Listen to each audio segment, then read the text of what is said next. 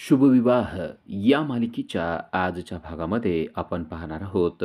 रागिणीच्या हातामध्ये फास आहे आणि कात्रीने ती त्याचे बारीक बारीक तुकडे करत आहे. ती अतिशय फ्रस्ट्रेट झालेली आहे कारण भूमीने तिला फास पाठवलेला होता आणि त्याच वेळेस तेथे पौर्णिमा आलेली आहे. पौर्णिमा पाहते की रागिणी खूपच रागात आहे.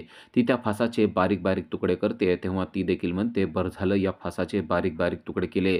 जेव्हापासून हा फास पाहिला ना, मला तर झोपच लागली नाही. मला नुसतं अस्वस्थ, अस्वस्थ फील होतंय. तुम्हाला झोप लागली का हो? तुम्हाला पण झोप लागली नसेल, असं स्वतःच्याच मनानं ती बोलायला लागते आणि म्हणते, बरं झालं, या फासाचे ना बारीक तुकडे करून याला आपल्या घरातून बाहेर फेकून द्या. तुमची मला खूप काळजी वाटायला लागली आहे. कारण असं जर का फास तिनं पाठवत राहिली, तर ती तुम्हाला डिप्रेशनमध्ये आणेल. हे सगळं ऐकत असताना रागिणीला मात्र आता पौर्णिमाचाच राग येत असतो. पौर्णिमाला ती म्हणते, तुझं तोंड गटर जरा बंद करशील का? मला फास दिलाय तर देऊ दे. तुला काय फरक पडणार आहे? पौर्णिमा म्हणते, "असं नाही, मला देखील या गोष्टीचं वाईट वाटतंच की."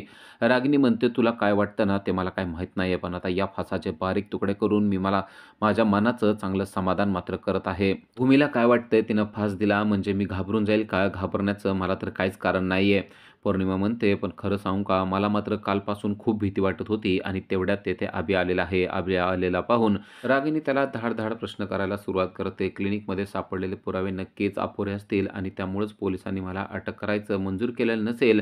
आता तिचा पुढचा प्लॅन काय असणार आहे? भूमीचे हेर काय करत असशील? त्याबद्दल तू काही माहिती आणली असेल तर पटापट मला सांग." अभि म्हणतो, "हो, हो, जरा तुझा तोंडाचा पट्टा बंद कर. मी इथं काय बसलेलो नाहीये. मी तुझ्यासाठी एक बातमी आणलेली आहे. ती म्हणजे डॉक्टर प्रधानांच्या ठिकाणी जो आपण डॉक्टर पाठवला होता, पोलीस त्याच्या मागावर आहेत." हे ऐकल्यानंतर रागिणीला मोठा धक्का बसलेला आहे. रागिणी म्हणते, "काही कर, पण त्या डॉक्टरला तू आत्ताच्या आत्ता गायब करणं गरजेचं आहे." तेव्हा अभि सांगतो, "तो फॉरेन टूरला गेलेला आहे." रागिणी म्हणते, "ठीक आहे, बरं झालं. त्याला सांग की फॉरेन टूरहून इकडं माघारी येऊ नको आणि इकडं आला तर तुझं काही खरं नाही असं त्याला सांग." अभि म्हणतो, "ती सगळी तयारी मी करून ठेवलेली आहे." रागिणी म्हणते, "बरं झालं. पण तो डॉक्टर कसल्याही परिस्थितीत भूमीच्या हाती लागला नाही पाहिजे अभि, एवढं लक्षात ठेव." अभि म्हणतो, "तीच तर काळजी वाटतेय. तिचे हेर काही गप्प बसत नाहीयेत. ते सारखं सगळी माहिती काढण्याच्या पाठीमागच असतात." तेव्हा रागिणी चिडते आणि म्हणते, "या भूमीचं ना आता खूप जास्त झालेलं आहे. हिच्यावर काहीतरी उपाय करणं गरजेचं आहे. आणि अभि, तुला देखील सांगून ठेवते, तू असा हातावर हात धरून शांत बसू नको. जर का तू असा हातावर हात धरून शांत बसला, तर ही भूमी खरोखरच आपल्याला फाशी दिल्याशिवाय शांत बसणार नाही." अभि देखील चिडतो आणि रागिणीला म्हणतो, "तुला असं वाटतंय का मी इथं हातावर हात धरून शांत बसलेलो आहे? मी अजिबात शांत बसलेलो नाहीये. मी माझी सगळी माणसं कामाला लावलेली आहेत." रागिणी म्हणते, "काही कर, पण तो डॉक्टर मात्र त्यांना सापडला नाही पाहिजे. ही गोष्ट लक्षात ठेव. जर का तो डॉक्टर सापडला, तर आपण संपलो. ही गोष्ट लक्षात ठेव." असं ती मुद्दाम अभिला दरडावून सांगत असते. अभि म्हणतो, "आई, तुला असं वाटतं का की सगळ्या गोष्टीची काळजी तुला एकटीलाच आहे? मला अजिबात काळजी नाही असं तुला वाटतं का?" रागिणी म्हणते, "असं नाहीये. तुला सुद्धा काळजी असेल, पण आता अटीतटीला हा सामना आलेला आहे. आता जर का तो डॉक्टर सापडला, तर आपले किती महत्त्वाचे पुरावे त्यांच्या हाती लागतील हे तुला समजतंय का?" अभि म्हणतो, "आई, तू काळजी करू नको. मी सगळ्या गोष्टीची अगदी व्यवस्थित काळजी घेतोय." तर इकडं भूमी गायकवाड साहेबांकडे आलेली आहे आणि गायकवाड साहेबांनी भूमीला एक बॅड न्यूज दिलेली आहे. ती म्हणजे डॉक्टर प्रधानांच्या जागी जो डॉक्टर होता, तो गायब झालेला आहे. हे ऐकल्यावर भूमीला खूपच वाईट वाटतं. भूमी म्हणते, "म्हणजे पुन्हा 5चे पाढे 55 पर्यंत. आता आपण काहीच करू शकत नाही ना?" तेव्हा गायकवाड साहेब म्हणतात, "असं नाही. आपण त्याचा पाठपुरावा करतोय. त्याचा अजून ट्रेस लागत नाहीये, पण त्याला आपण पकडल्याशिवाय शांत बसणार नाही. मी माझी सगळी माणसं कामाला लावलेली आहेत. तो कुठे जाऊ शकत नाही आणि जरी तो कुठे गेला, तरी त्याला पकडून आणण्याची ताकद आपल्यामध्ये आहे. तुम्ही काहीच काळजी करू नका." आता आपल्याला समजलंय ना, डॉक्टर प्रधानाच्या जागेवरचा डॉक्टर हा देखील फ्रॉड आहे. त्यामुळं आपण त्याच्या पाठीमागं जायचं आहे आणि त्याला पकडायचं आहे, असं दोघं बोलत असतात. तोपर्यंत पारितोष आलेला आहे. पारितोष आलेला पाहून गायकवाड साहेबांनी पारितोषला विचारलंय, की "या, बसा आणि तुम्ही काही नवीन अपडेट आणला असेल तर सांगा." पारितोष देखील बसतो आणि म्हणतो, "हो, एक मी महत्त्वाचा अपडेट आणलेला आहे." पारितोषने बातमी आणली आहे ती म्हणजे मेकॅनिकची. ज्या मेकॅनिकने आकाशच्या आई-बाबांच्या गाडीचे ब्रेक फेल केलेले होते, तो गायब झाल्याची बातमी पारितोषने आणली आहे. त्याचबरोबर गायब झालेल्या ठिकाणी एक नवीन मेकॅनिक आलेला आहे आणि तो मेकॅनिक आहे त्याचा फोटो देखील पारितोषने आणलेला असतो. गायकवाड साहेब विचारतात, "मला जरा फोटो तरी दाखवा." पारितोष म्हणतो, "हो, मी तुम्हाला फोटो दाखवतो." असं म्हणून पारितोषने स्वतःजवळचा मोबाईल काढलेला आहे. भूमी म्हणते, की "बरं झालं, आपल्याला त्या मेकॅनिकचा पत्ता मिळाला." ते गायकवाड साहेब देखील खुश झालेले आहेत. कारण आता हा माणूस नक्की कोण आहे हे त्यांना समजणार आहे. पारितोषने स्वतःच्या मोबाईलमधला एक फोटो गायकवाड साहेबांना दाखवलेला असतो. पण त्याच्या लक्षात आलेलं आहे, की आता भूमी मात्र सध्या नाराज आहे. तो विचारतो, "भूमी, तू का नाराज आहे?" तेव्हा भूमी सांगते, की डॉक्टर प्रधान यांच्या जागेवर जो डॉक्टर होता, तो डॉक्टर आता फरार झालेला आहे आणि त्याला शोधणं खूपच अवघड चाललेलं आहे. तेव्हा पारितोष म्हणतो, "त्याला देखील आपण शोधूया. पण अगोदर हा जो मेकॅनिक आहे याच्याबद्दल जर का आपल्याला माहिती मिळाली, तर आपल्याला पुढील मोठी कारवाई करता येऊ शकते." गायकवाड देखील म्हणतात, "अगदी बरोबर आहे." त्या मेकॅनिकच्या फोटोवरून आपल्याला त्यांच्यापर्यंत पोहोचता येईल आणि जर का तो आपल्या हाती लागला, तर पुढच्या बऱ्याचशा गोष्टी आपल्या हाती लागणार आहेत. भूमीला देखील ती गोष्ट पटलेली असते. भूमी म्हणते, "पण तो मेकॅनिक नक्की कोण आहे? त्याचा फोटो मला बघायला मिळेल का?" कारण भूमीला तो फोटो पाहायचा आहे. नक्की तो व्यक्ती कोण आहे याबद्दल तिला सुद्धा जिज्ञासा असते. पारितोष म्हणतो, "हो, नक्की." आणि आता पारितोषनं तो फोटो भूमीला देखील दाखवलेला असतो. पहिल्यांदा तो फोटो गायकवाड साहेबांनी बघितलेला असतो आणि गायकवाड साहेब लगेच कॉन्स्टेबलला बोलून घेतात आणि म्हणतात, "याचा शोध आपण घेणं गरजेचं आहे. मी माझ्या पोलीस यंत्रणेला कामाला लावतो आणि या व्यक्तीचा शोध घ्यायला सुरुवात करतो. नक्की हा व्यक्ती कोण आहे? याचं बॅकग्राऊंड काय आहे? ते सगळं आपल्याला कळलं पाहिजे." तो फोटो आता भूमी बघत असते आणि तो फोटो बघितल्यावर भूमीला धक्काच बसतो. भूमी म्हणते, "याच तर व्यक्तीला मी भेटलेले आहे." हे ऐकल्यावर गायकवाड देखील आश्चर्यचकित होतात आणि म्हणतात, "म्हणजे नक्कीच आपल्याला याचा मागोवा करणं गरजेचं आहे. हा नक्की कोण आहे? काय करतो? हे आपल्याला माहीत असणं गरजेचं आहे."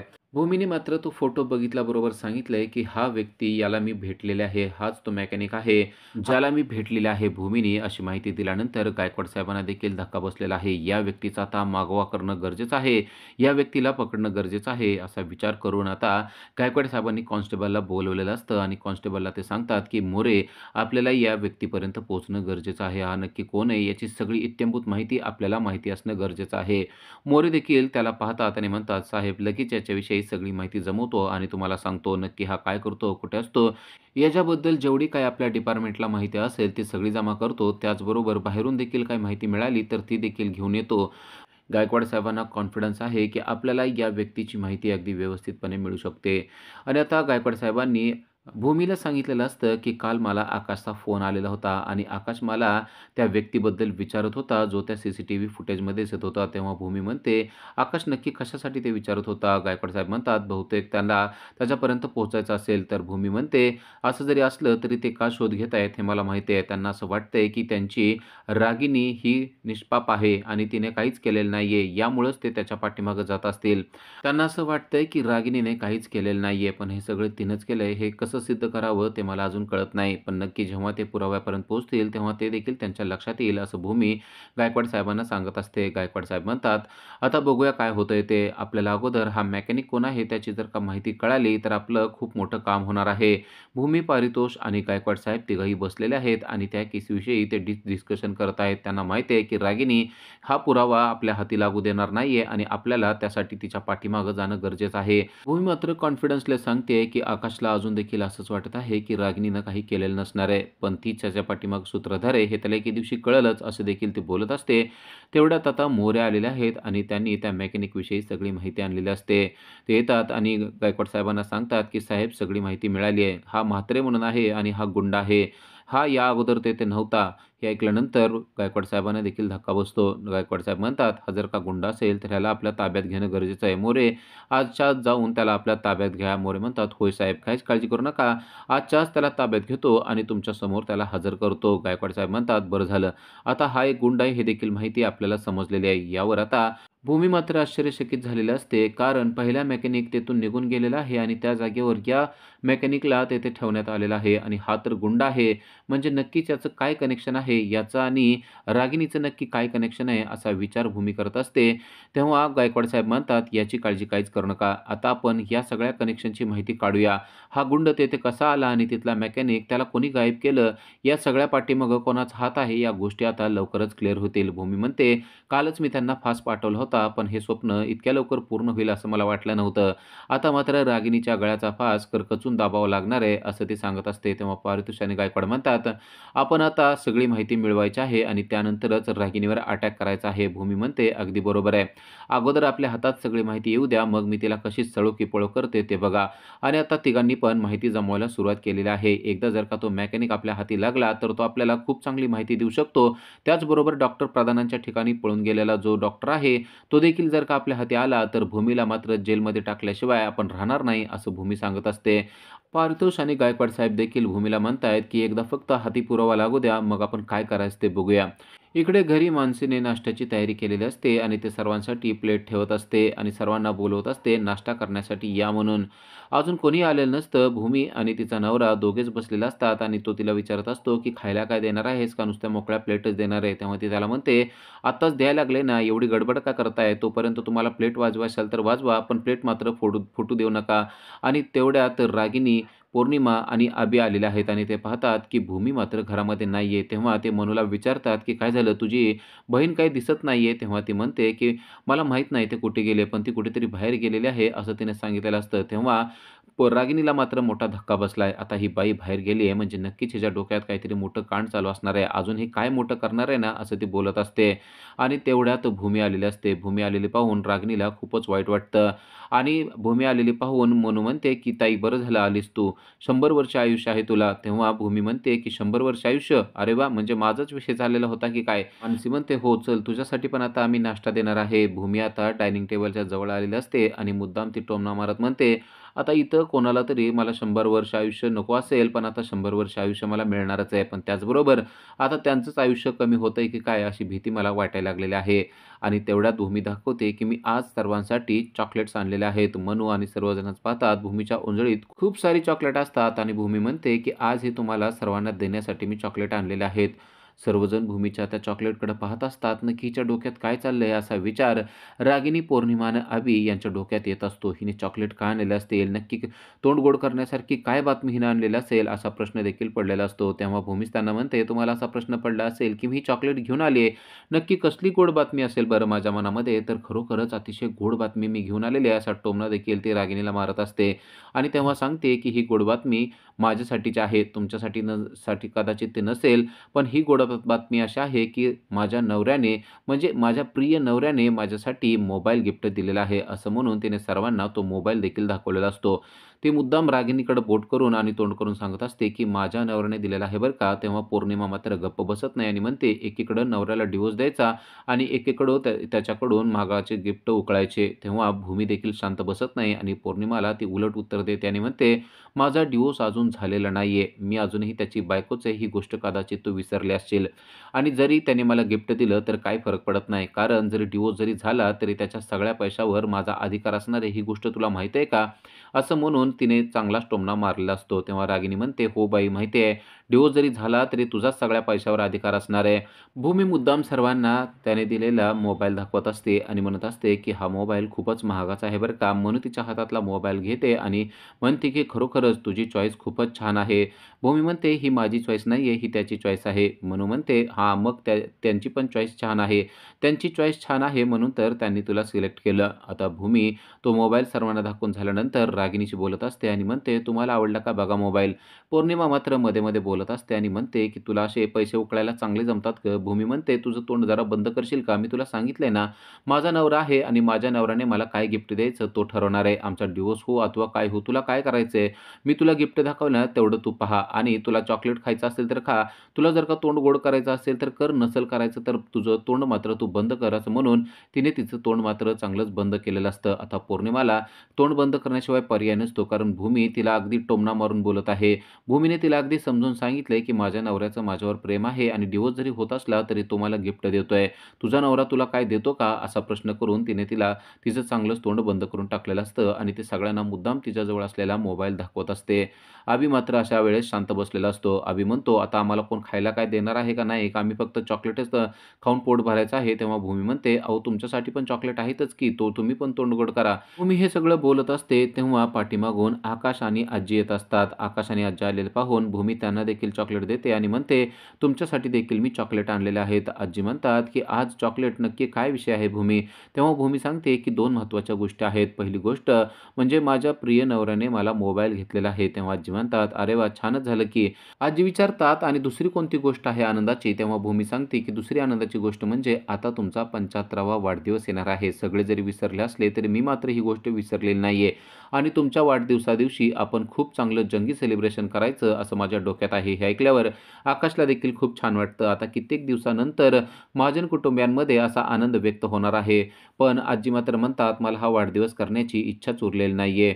मला असं वाटत नाही की माझा वाढदिवस तुम्ही सगळ्यांनी सेलिब्रेट करावा." भूमी मात्र म्हणते, "असं तुम्ही म्हणू नका. आपण सर्वांनी तुमचा वाढदिवस खूप छान पद्धतीने सेलिब्रेट करायचा आहे, असं कालच मी आणि आकाशने ठरवलेलं आहे." तेव्हा आकाश देखील सर्वांना सांगतो, "कालच माझं आणि भूमीचं याविषयी बोलणं झालं." तेव्हा अभि मात्र चिडतो आणि म्हणतो, "तुमच्या दोघांचंच बोलणं झालंय आणि तुम्ही दोघांनीच ठरवलंय का? आम्हाला त्यामध्ये काही घ्यायचंय का नाही तुम्हाला?" तेव्हा अभिला तो म्हणतो, की "अरे तुम्हाला देखील सांगायचंच आहे म्हणून तर आता हा विषय काढलेला आहे. जर का आपण सर्वांनी मिळून सेलिब्रेशन केलं तर खूप चांगलं होईल." त्याचबरोबर आकाश म्हणतो, की "आपल्या घरामध्ये खूप हेवेदेवे आहेत, खूप वाद आहेत. जर का हे वाद आपण बाजूला ठेवले आणि हे सेलिब्रेशन केलं तर आपल्या घरामध्ये खूप चांगलं वातावरण तयार होईल." तेव्हा आजी देखील म्हणतात, "जर का माझ्या वाढदिवसामुळे घरामध्ये आनंदाचं वातावरण तयार होत असेल, सगळ्या मनातील कलह आणि कलश निघून जात असेल, तर मी देखील हा वाढदिवस करण्यासाठी तयार आहे." तेव्हा आकाश देखील म्हणतो, "आजी अगदी बरोबर आहे. मला देखील असंच वाटतं, की हा आनंदाचा क्षण आपण सेलिब्रेट केला पाहिजे." भूमी देखील सर्वांना म्हणते, की "आपण हा आनंदाचा क्षण सेलिब्रेट करूया." आजी मात्र भूमीकडे पाहते आणि म्हणते, "भूमी मला मात्र तुझ्याकडून एक गिफ्ट पाहिजे." भूमी म्हणते, "तुम्हाला काय पाहिजे असेल ते मागा." तेव्हा ते भूमीला म्हणतात, की "मला असं वाटतं, की या वाढदिवसादिवशी तू मला एक चांगलं गिफ्ट द्यावं आणि ते गिफ्ट म्हणजे तू जी डिव्होर्सची नोटीस आकाशला दिलेली आहे, ती नोटीस माघारी घ्यावी." हे ऐकल्यावर भूमी मात्र एकदम शांत बसते आणि त्यानंतर तिने सडेतोड उत्तर देते आणि म्हणते, की "ते मात्र माझ्याच्याने होणं शक्य नाहीये. मी आकाशला जी नोटीस दिलेली आहे, ती नोटीस जाणीवपूर्वक दिलेली आहे आणि त्यामुळं ते मात्र मी माघारी घेऊ शकत नाही." हे ऐकल्यावर आजींना मात्र वाईट वाटतं. आजी म्हणतात, की "मला असं वाटलं नव्हतं भूमी, तू नाही म्हणशील म्हणून." भूमी म्हणते, "मला माफ करा, पण हे मात्र मी करू शकत नाही. पण एक मात्र मी तुम्हाला सांगते, तुमचा वाढदिवस अगदी जंगी सेलिब्रेट करण्यासाठी जे काय करावं लागेल ते मी करणार आहे. पण आकाशला दिलेली नोटीस मात्र मी माघारी घेऊ शकत नाही. त्याबद्दल मला माफ करा." आकाशला देखील असं वाटत असतं, की भूमी आजीचं ऐकेल आणि ती नोटीस माघारी घेईल. पण भूमीने दिलेलं सडेतोड उत्तर ऐकून आता आकाश देखील निरुत्तर झालेला असतो. आकाशला देखील भूमीला काय बोलावं ते कळत नसतं. आजी बोललेली आहे म्हणल्यानंतर तरी भूमी ऐकेल असं त्याला वाटलेलं असतं. पण भूमीने मात्र कोणाचंच ऐकलेलं नाहीये. नक्की भूमीच्या मनामध्ये काय चाललंय असा प्रश्न मात्र आकाशला पडलेला असतो. कारण भूमी जर का आजीचं ऐकत नसेल, आजीचा वाढदिवस असून सुद्धा तिला ती खुश ठेवत नसेल, तर याचा अर्थ भूमीच्या डोक्यात बरंच काही चाललेलं आहे असं त्याला वाटत असतं. आजीने मात्र भूमीचा हात हातात घेऊन तिला हे सगळं सांगितलेलं असतं, पण भूमीने मात्र ती गोष्ट ऐकलेली नसते. भूमी स्पष्टपणे त्यांना म्हणलेले असते, की "एवढं सोडून दुसरी कोणतीही गोष्ट मी मागितली तर मी तुमच्यासाठी देऊ शकते. आकाश माझ्यासाठी आज पण प्रिय आहे आणि जरी मी त्याला डिव्होर्स दिला तरी देखील तो माझ्यासाठी प्रियच असणार आहे," असं देखील तिने सांगितलेलं असतं. पण आकाशला मात्र या गोष्टीचा धक्का बसलेला असतो. त्याला असं वाटलेलं असतं, की भूमी आता तरी ती नोटीस माघारी घेईल, पण भूमी मात्र ती नोटीस माघारी घ्यायला तयार नाहीये. आजीनं जरी सांगितलं तरी देखील नोटीस माघारी घ्यायला तयार नाहीये. या गोष्टीमुळं आकाशला मात्र चांगलाच धक्का बसलेला आपल्याला पाहायला मिळतो. त्यावर आकाश मात्र सर्वांना म्हणतो, की "आता जे असेल ते असू द्या, पण आपण आजीचा वाढदिवस मात्र खूप चांगला साजरा करायचा आहे. तिचा 75वा वाढदिवस आहे आणि तो आपल्याला जंगी सेलिब्रेट करायचा आहे." सर्वजण आता या गोष्टीसाठी तयार झालेले असतात आणि तेव्हा भूमी रागिणीच्या जवळ गेलेली आहे आणि रागिणीच्या जवळ जाऊन म्हणते, "तुमच्यासाठी 75व्या वाढदिवसादिवशी खूप मोठं गिफ्ट आहे आणि त्या दिवशी जो सरप्राईज धक्का तुम्हाला बसणार आहे ना, त्यातून सावरण्याची तयारी आत्तापासूनच करा. कारण तो धक्का खूपच मोठा असणार आहे." हे ऐकल्यानंतर रागिणीच्या तर पायाखालची जमीनच सरकली आहे. आता हिच्या डोक्यात नक्की काय चाललंय असे विचार तिच्या डोक्यात येत आहेत. ही भूमी काही शांत बसणार नाहीये. नक्की ती काहीतरी करणार आहे असं तिला वाटत असतं. पण नक्की ही काय करणार आहे? कारण भूमीने तर डायरेक्ट तिला येऊन तिच्या कानामध्ये सांगितलेलं असतं आणि मग तिला बोलते, की "अहो तुम्हाला पोहे वाढायचेत ना? हां." असं म्हणून ती 2 चमचे पोहे वाढते आणि त्यातली मिरची मात्र जरा बाजूला काढून खा बरं का, नाहीतर तोंड भाजेल असं मुद्दाम रागिणीला सांगितलेलं असतं. खरं तर भूमीने तिला सल्ला दिलेला आहे, की जरा आता सावध राहा. कारण वाढदिवसाच्या दिवशी, त्या दिवशी तुम्हाला खूप मोठं सरप्राईज मिळणार आहे आणि हे चॉकलेट आहेत ना, खरं तर मी त्यासाठीच आणलेले होते. हे सगळं ऐकल्यानंतर तुमचं तोंड कडू पडणार आहे. थोडेसे चॉकलेट खा म्हणजे तुम्हाला बरं वाटेल, असं देखील तिने सांगितलेलं असतं. तेवढ्यात आकाशला गायकवाड साहेबांचा फोन आलेला असतो आणि गायकवाड साहेब आकाशला म्हणत असतात, की "तुम्ही त्या दिवशी फोन केला होता, पण मी उचलू शकलो नाही." तेव्हा "काय कशासाठी फोन केला होता?" असं ते आकाशला विचारतात. तेव्हा आकाश म्हणतो, की त्या सीसीटीव्ही फुटेजमधला जो व्यक्ती होता, त्या व्यक्तीपर्यंत मी पोहोचलेलो होतो. त्याला पकडलेलं देखील होतं होतं आणि त्याला पकडून तुमच्याकडे मी आणणार होतो, पण तो माझ्या हाताला चावला आणि तो फरार झाला. त्याविषयी काही समजलं का?" तेव्हा गायकवाड साहेब सांगतात, की "हो, त्याविषयी आम्हाला माहिती मिळालेली आहे. त्याचं नाव व्यंकट आहे." हे ऐकल्यावर आकाश देखील खुश होतो आणि म्हणतो, "मग तुम्ही त्याला पकडलंय का?" पोलीस म्हणतात, की "आम्ही त्याला पकडण्याचा प्रयत्न करत आहोत. आम्ही त्याच्या घरी देखील जाऊन आलो, पण तो तेथे नव्हता. तो तेथून देखील फरार झालेला आहे." तेव्हा आकाश म्हणतो, "असं असेल तर त्याचा पत्ता मला तुम्ही देऊ शकतात का?" गायकवाड साहेब म्हणतात, की "हो, त्याचा पत्ता मी तुम्हाला देऊ शकतो." आकाश म्हणतो, "त्या व्यंकटचा पत्ता मला द्या. आता त्याच्यापर्यंत पोहोचण्याचा मी प्रयत्न करील." गायकवाड साहेब म्हणतात, "हो, अगदी नक्की. तो पत्ता मी तुम्हाला देतो आणि त्याच्याविषयी जर का तुम्हाला काही समजलं तर आम्हाला देखील सांगा. आम्ही देखील त्याच्या पाठीमागच आहोत." आकाश म्हणतो, "अगदी नक्की. मला त्याला पकडायचंच आहे." गायकवाड साहेबांनी आता तो पत्ता आकाशकडे दिलेला असतो. त्यानंतर आपल्याला पाहायला मिळतं, पौर्णिमा आणि रागिनी दोघेही हॉलमध्ये येत असतात आणि तेव्हा रागिनी मात्र चांगलीच चिडलेली असते. तिला पौर्णिमाचा राग आलेला असतो आणि ती पौर्णिमाला बोलत असते. त्याच वेळेला तिच्या हातामध्ये जो काटा चमचा असतो, त्या काटा चमच्याने ती पौर्णिमाच्या अंगावर जात असते आणि तो काटा चमचा तिने तिच्या गळ्यावर देखील लावलेला असतो. रागिनी पौर्णिमाला सांगत असते, की "तुझं तोंड बंद कर, अन्यथा या चमच्याने तुझ्या नरड्यामध्ये छिद्र करून टाकेल." आणि हे ऐकल्यानंतर पौर्णिमा देखील घाबरून जाते आणि म्हणते, "एवढा राग-राग करणं बरोबर नाहीये." रागिनी म्हणते, की "मी काय करायचं ना, ते मला सांगू नको. तुझं तोंड बंद कर." असं म्हणून ती तिला तोंड बंद करायला लावत असते. या दोघींची चाललेली भांडणं पाहून भूमी मात्र अतिशय आनंदित होते. भूमी तिथे आलेली असते आणि म्हणते, "अरे वाह! अगोदर तर तुम्ही गुपचूप गुन्हे करायचा, आता डायरेक्ट खून देखील करायला लागलात की काय?" तेव्हा रागिनी तिच्यावर देखील चिडते आणि म्हणते, "तुला काय बोलायचं आहे ना, ते स्पष्टपणे बोल." रागिनीला ती पण स्पष्टपणे बोलते आणि म्हणते, "अहो, आपल्या घरामध्ये आता एवढा मोठा कार्यक्रम आहे. आपल्या आजींचा 75वा वाढदिवस आपल्याला साजरा करायचा आहे म्हणल्यानंतर साफ-सफाई करणं तर गरजेचं आहे ना." रागिनी म्हणते, "साफ-सफाई करणं गरजेचं आहे. कर ना मग. मला काय करायचं त्याचं?" तेव्हा भूमी सांगते, की "तुम्हालाच तर करायचं आहे, कारण तुम्ही आता या घरामध्ये काय आहात तुम्हाला माहिती आहे ना आणि मी कोण आहे ते पण तुम्हाला माहिती आहे ना. आता मी या घरची मालकीण आहे आणि मी जे सांगेल ते काम तुम्हाला करणं गरजेचं आहे. त्यामुळं आत्ताच्या आत्ता हा पोचा हातात घ्यायचा आणि तुम्ही दोघींनी मिळून हे सगळं घर साफसूफ करायचं असा डायरेक्ट हुकूमच भूमीने दिलेला असतो." तेव्हा रागिनीला मात्र खूपच राग येतो आणि ती म्हणते, "तू काय मला या घरातली नोकर समजते का?" भूमी म्हणते, "तुम्ही नोकर आहात का नाही ते काय माहीत नाहीये, पण मी मात्र या घरातली मालकीण आहे आणि मी जे सांगेल ते तुम्हाला करावं लागेल आणि जर का तुम्ही ते केलं नाही तर मी काय करू शकते तुम्हाला माहिती आहे ना? मालकीण या नात्याने तुम्हाला घरातून धक्के मारून घराच्या बाहेर हाकलून देऊ शकते." हे ऐकल्यावर रागिनी एकदम चिडते आणि म्हणते, "तू आणि मला घरातून हाकलून देणार? तुझी लायकी आहे का?" तेव्हा भूमी म्हणते, "अहो, मी मालकीण आहे. तुम्हाला वारंवार या गोष्टी मला का सांगाव्या लागतायत? आता सगळ्या चाव्यांचा जुडगा माझ्याकडे आहे, हे कळतं ना तुम्हाला? जर तुम्हाला ऐकायचं नसेल तर तसं सांगा, मग माझ्या पद्धतीने मी सांगते कसं सांगायचं ते. आणि खरोखरच मला तुम्हाला या घरातून हाकलून द्यायचे अधिकार आहेत. तुम्हीच मला सांगितलंय ना, ज्याच्याकडे चावी असते, जी मालकीण असते, ती दुसऱ्या कोणाला पण घरातून हाकलून देऊ शकते. मग तुम्हाला देखील मी हाकलून देऊ शकते." असा डायरेक्ट दमच आता रागिनीला तिने दिलेला असतो.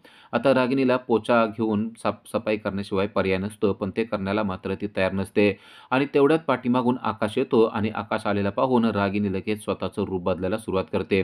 रागिनी तो पोचा हातात घेते आणि म्हणते, "बरं बाई, आता तू म्हणतेस ना, तर मला साफसफाई करावीच लागणार आहे. आता तू या घरातली मालकीण झालेली आहेस आणि आम्ही या घरातले नोकर होऊन बसलेलो आहे. त्यामुळं तू जे म्हणशील, तू जे सांगतील ते करणं आम्हाला गरजेचंच आहे." पण भूमीला मात्र समजलेलं नसतं, की अचानक हिला काय झालं आणि आपल्या हातातला पोचा तिनं कसं काय घेतला ते. अगोदर तर आपण आल्या-आल्या ती पोचा घेत नसते. आपण काम कर म्हणलं तर ती करत नसते. पण अचानक हिनं रंग का बदललाय असा प्रश्न तिला पडलेला असतो.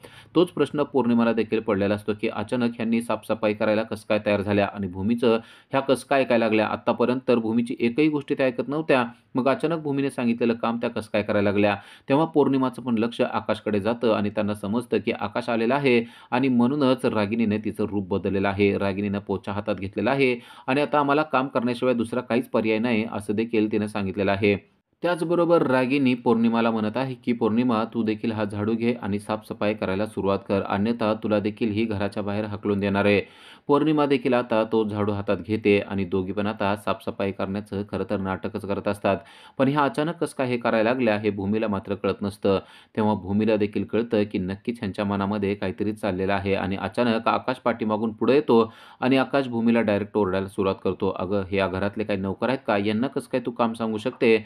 पण आकाश जरी आलेला असला तरी आता रागिनी आकाशला म्हणते, "तसं काही बोलू नको. तिला काही बोलू नको कारण ती आता या घरातली मालकीण आहे आणि तिनं जे सांगेल ते काम करायचं आम्हीच ठरवलेलं आहे. साफ करायची ना, सगळ्या घराची साफ करते." असं म्हणून तोंड अगदी रडवेलं करून हातामध्ये पोछा घेऊन तिने साफ करायला सुरुवात केलेली असते. सगळ्या घरातलं पुसून घ्यायला सुरुवात केलेली असते आणि ती बोलत असते, की "आकाश, तू भूमीला काही बोलू नको बाबा. एकतर ती पोटोशी आहे आणि या घरातली मालकीण आहे. त्यामुळं आता तिला काय बोललास तर त्या गोष्टीचा परिणाम होऊ शकतो. ती म्हणते ना, की काम कर, तर आता सगळं काम करण्याची मी तयारी दर्शवलेली आहे. ती सांगेल ते काम करायची माझी तयारी आहे." असं म्हणून तिने साफ करायला सुरुवात केलेली असते. आकाशला मात्र ही गोष्ट पटत नाही. आकाश म्हणतो, "तू त्यांना कसं काय काम लावू शकते? आपल्या घरामध्ये एवढे नोकर आहेत ना, त्यांना तू काम करायला सांग ना. ह्यांनीच काम केलं पाहिजे, असा तुझा अट्टहास का आहे?" आता भूमीला या प्रश्नांची उत्तर देणं गरजेचं आहे. भूमी आणि आकाश यांच्यामध्ये आपण भांडण लावू दिले, या गोष्टीमुळे रागिनी मात्र खुश झालेली असते. आता या प्रश्नाचं उत्तर भूमी काय देईल ते आपल्याला उद्याच्या भागामध्येच पाहायला मिळणार आहे. भूमी नक्की आकाशला पटवून देईल का, की त्यांनी हे काम करणं गरजेचं आहे कारण त्यांची तब्येत खराब होत चाललेली आहे. उद्याच्या भागामध्ये आपण पाहणार आहोत, की व्यंकटच्या घरी आकाश पोहोचलेला आहे. आता आकाश त्याच्यापर्यंत पोहोचून त्याला पकडण्याचा प्रयत्न करत आहे. व्यंकटचा फोटो देखील आकाशला मिळालेला आहे.